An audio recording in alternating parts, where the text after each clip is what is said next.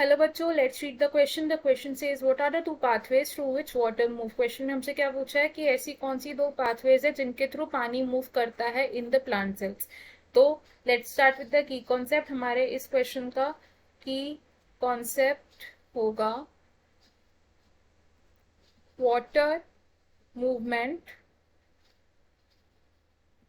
Between between the cells. अब पानी कैसे मूव करता है सेल्स के बीच में? हमारे पास उसके लिए दो तरीके की पाथवेज हैं। We have two pathways. कौन कौन सी पाथवेज है ये?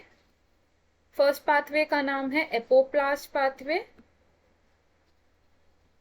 और सेकंड होती है सिम्प्लास्ट पाथवे। अब ये जो एपोप्लास्ट पाथवे होती है, इनके थ्रू पानी कैसे मूव करता है? थ्रू द स्पेसेस जो कि सेल वॉल्स के बीच में प्रेजेंट होती है।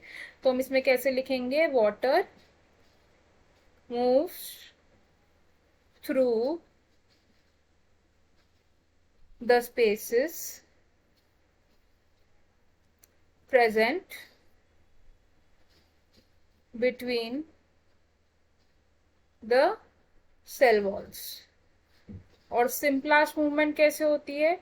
ये होती है थ्रू द साइटोप्लाज्मिक ब्रिजेस या साइटोप्लाज्मिक कनेक्शंस, जिनको हम कहते हैं प्लाज्मोडेस्मेटा।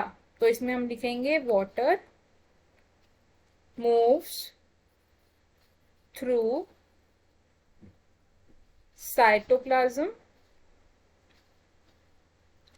साइटोप्लाज्म में किसके थ्रू पास करेगा वाटर? Via plasmodesmata.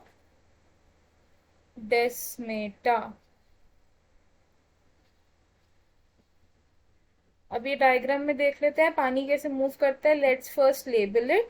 तो ये जो फर्स्ट हम देख रहे हैं कनेक्शन, ये क्या है? दो सेल्स को कनेक्ट करता हुआ एक ब्रिज लाइक स्ट्रक्चर है। इसको हम कहते हैं प्लाज्मोडेस्मेटा।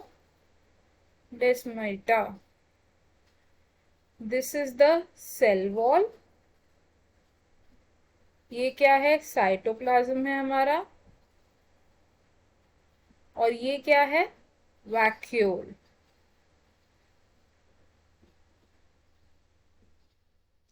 पाथवेज देख लेते हैं। सबसे पहले देखते हैं एपोप्लास्ट पाथवे। तो देखो बच्चों, जो ये सेल वॉल के बीच की स्पेस प्रेजेंट है, यहाँ से जब पानी मूव करता है तो वी से कि वो कौन सी मूवमेंट है? एपोप्लास्ट पाथवे की तरह से मूव कर रहा है पानी। तो हम लिख सकते हैं कि this arrow represents apoplast pathway. Symplast movement of water कैसे होती है? अब सिम्प्लास्ट मूवमेंट होती है थ्रू द जो साइटोप्लाज्म है और प्लाज्मोडेस्मेटा। देखो प्लाज्मोडेस्मेटा के थ्रू क्या हो रहा है? जो वाटर है वो एक सेल से दूसरे सेल में एंटर कर रहा है। तो we can say this arrow represents symplast pathway. जो एपोप्लास्ट पाथवे होती है, इसके थ्रू जो पानी मूव करता है वो ओनली टिल कैस्पेरियन स्ट्रिप्स तक जा सकता है। वाई? बिकॉज कैस्पेरियन स्ट्रिप्स कहां पर प्रेजेंट होती हैं? In the endodermis region. और जो एंडोडर्मिस है वो इम्परवियस है वाटर मॉलिक्यूल्स को लेके। तो वी कैन से जब एपोप्लास्ट मूवमेंट हो रही होती है तो water can move only up to Casparian strips. We can write like water can move only up to Casparian strips. उसके बाद क्या होता है? जब कैस्पेरियन स्ट्रिप्स तक पानी पहुंच जाता है तो उसके बाद ये जो वाटर है, अब ये सिम्प्लास्ट पाथवे फॉलो कर लेता है। After this water will follow simplest pathway।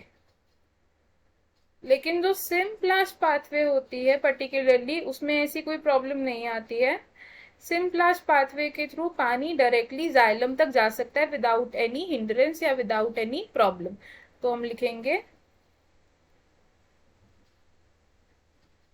Water can directly